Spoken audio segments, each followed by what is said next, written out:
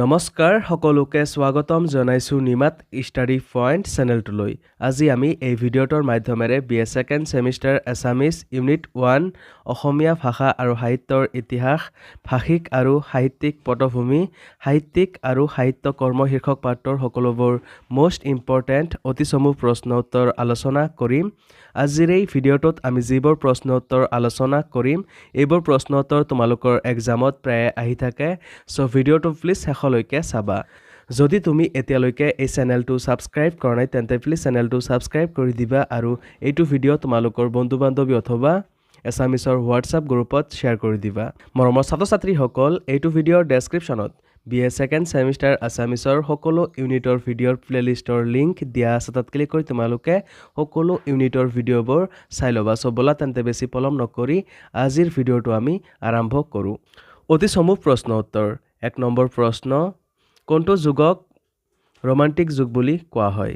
উত্তৰ, অসমীয়া সাহিত্যৰ ইতিহাসত জোনাকী যুগক ৰোমান্টিক যুগ বুলি কোৱা হয়। 2 নম্বৰ প্ৰশ্ন, প্ৰথম অসমীয়া ছপাশাল কেতিয়া ছপা হয়? উত্তৰ, 1840 চনত মিছনেৰীসকলৰ উদ্যোগত শিৱসাগৰত প্ৰথম অসমীয়া ছপাশাল স্থাপন কৰা হয়। 3 নম্বৰ প্ৰশ্ন, জোনাকী কাকতৰ প্ৰথম তথা প্ৰতিষ্ঠাপক সম্পাদক কোন আছিল? উত্তৰ, জোনাকী কাকতৰ প্ৰতিষ্ঠাপক তথা প্ৰথম সম্পাদক আছিল চন্দ্ৰকুমাৰ আগৰৱালা। মৰমৰ ছাত্ৰ ছাত্ৰীসকল, ভিডিঅ'টো আগবঢ়োৱাৰ আগতে এটা সুখবৰ। তোমালোকৰ বাবে আমি অতি কম মূল্যত মাত্ৰ 59 টকাত BA second semester Assamese complete question answer guide প্ৰস্তুত কৰিছোঁ, য'ত প্ৰতিটো ইউনিটৰ A to Z প্ৰশ্ন উত্তৰ বিশদভাৱে আলোচনা কৰা হৈছে।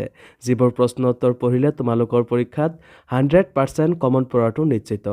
যোৱা বছৰ হাজাৰ হাজাৰ ছাত্ৰ ছাত্ৰীয়ে এই ই-বুকটো কিনিছিল আৰু তেওঁলোকে পৰীক্ষাত ভাল ফলাফল দেখুৱাবলৈ সক্ষম হৈছিল। তোমালোকেও যদি মাত্ৰ 59 টকাত এই ই-বুকটো পাৰচেছ কৰিব বিচৰা তেন্তে এইটো ভিডিঅ'ৰ ডেছক্ৰিপশ্যন বা পিন কমেণ্টত দিয়া লিংকত ক্লিক কৰি ই-বুকটো ডাইৰেক্ট ডাউনলোড কৰি লৈ লোৱা অথবা স্ক্ৰীণত দিয়া হোৱাটছআপ নাম্বাৰত আমাৰ টীমৰ লগত কণ্টেক্ট কৰি নিশ্চিন্ত মনে ই-বুকটো পাৰচেছ কৰি লৈ লোৱা।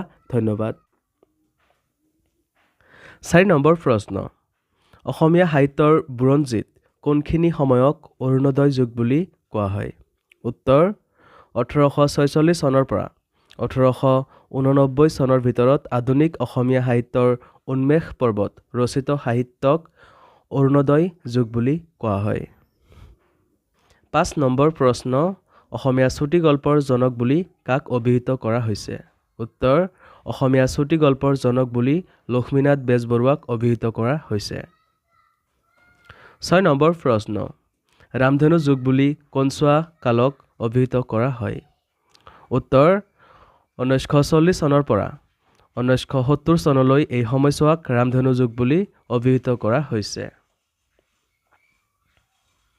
7 নম্বৰ প্ৰশ্ন, কোনখিনি সময়ছোৱাক জোনাকী যুগ বুলি কোৱা হয়? উত্তৰ, 1889 চনৰ পৰা 1940 চনৰ সময়ছোৱাক জোনাকী যুগ বুলি কোৱা হয়। 8 নম্বৰ প্ৰশ্ন, অৰুণোদয়ৰ পিছত অসমীয়া সাহিত্যৰ উন্নতি আৰু বিস্তাৰত ইন্ধন যোগোৱা দুখন বাতৰি কাকতৰ নাম লিখা। উত্তৰ, আসাম বিলাসিনী আৰু আসাম মিহিৰ। 9 নম্বৰ প্ৰশ্ন, ৰামধেনু যুগৰ সাহিত্যৰ মূল বিশেষত্ব কি আছিল? উত্তৰ, দ্বিতীয় বিশ্বযুদ্ধই মানুহৰ প্ৰচলিত সামাজিক দৃষ্টিভংগী তথা মূল্যবোধক কুঠাৰঘাত কৰে। ই মানুহৰ মনত নতুন আশাৰ সঞ্চাৰ কৰিছিল। বিভিন্ন দেশৰ সাহিত্যৰ প্ৰভাৱ, বিশ্বৰ অৰ্থনীতিৰ পৰিৱৰ্তন আদিয়ে অসমৰ লেখকসকলক প্ৰভাৱিত কৰে। 10 নম্বৰ প্ৰশ্ন, অসমীয়া সাহিত্যৰ প্ৰথম ৰোমান্টিক কবি কোন? উত্তৰ, অসমীয়া সাহিত্যৰ প্ৰথম ৰোমান্টিক কবি চন্দ্ৰকুমাৰ আগৰৱালা। 11 নম্বৰ প্ৰশ্ন, বাঁহী আলোচনীখন কিমান চনত প্ৰকাশ হয়? উত্তৰ, বাঁহী আলোচনীখন 1909 চনৰ ডিচেম্বৰ মাহত প্ৰকাশ হয়। 12 নম্বৰ প্ৰশ্ন, ডিম্বেশ্বৰ নেওগে খ্ৰীষ্টিয়ান সাহিত্যৰ ত্ৰিমূৰ্তি ৰূপে অভিহিত কৰা ব্যক্তি কোন কোন? উত্তৰ, ডিম্বেশ্বৰ নেওগে খ্ৰীষ্টিয়ান সাহিত্যৰ ত্ৰিমূৰ্তি ৰূপে অভিহিত কৰা ব্যক্তিসকল হ'ল doctor Nathan brown, doctor miles Bronson আৰু নিধিৰাম ফাৰৱেল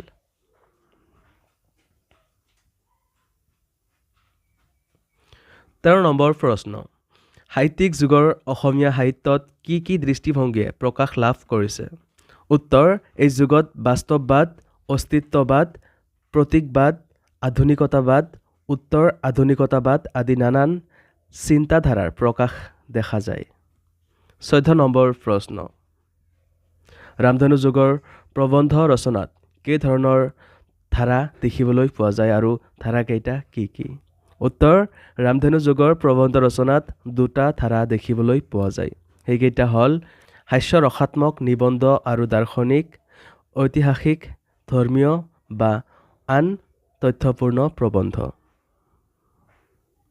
15 নম্বৰ প্ৰশ্ন অসমীয়া ভাষা উন্নতি সাধনী সভা কোন চনত প্ৰতিষ্ঠা হয় উত্তৰ অসমীয়া ভাষা উন্নতি সাধনী সভা 1888 চনত প্ৰতিষ্ঠা হয় 16 নম্বৰ প্ৰশ্ন প্ৰথম অসমীয়া মাহেকীয়া আলোচনীখনৰ নাম কি আছিল উত্তৰ প্ৰথম অসমীয়া মাহেকীয়া আলোচনীখনৰ নাম আছিল অৰুণোদয় 17 নম্বৰ প্ৰশ্ন লক্ষ্মীনাথ বেজবৰুৱা বাহী আলোচনীখনৰ সম্পাদক হিচাপে কিমান বছৰ কাৰ্যনিৰ্বাহ কৰিছিল উত্তৰ বাহিৰ 24 বছৰলৈ অৰ্থাৎ 1900 চনৰ পৰা 1938 চনলৈকে 18 নম্বৰ প্ৰশ্ন কোন দুজন বিদেশী নাট্যকাৰৰ আৰ্হিৰ ওপৰত ৰামধেনু যুগত ৰচিত নাটকসমূহে গুৰুত্ব আৰোপ কৰে উত্তৰ হেনৰিক ইবছেন আৰু বাৰ্নাৰ্ড শ এই দুজন বিদেশী নাট্যকাৰৰ আৰ্হিৰ ওপৰত ৰামধেনু যুগত ৰচিত নাটকসমূহে গুৰুত্ব আৰোপ কৰে 19 নম্বৰ প্ৰশ্ন কোন ধাৰাৰ কবিতাৰ যোগেদি ৰামধেনু যুগৰ অসমীয়া কবিতাৰ শুভাৰম্ভ ঘটিছিল উত্তৰ ৰামধেনু যুগৰ অসমীয়া কবিতাৰ শুভাৰম্ভ ঘটিছিল প্ৰগতিবাদী ধাৰাৰ কবিতাৰ যোগেদি 20 নম্বৰ প্ৰশ্ন আবাহন আলোচনীখন কোন চনত প্ৰকাশ পাইছিল উত্তৰ 1929 চনত আবাহন আলোচনীখন প্ৰকাশ পাইছিল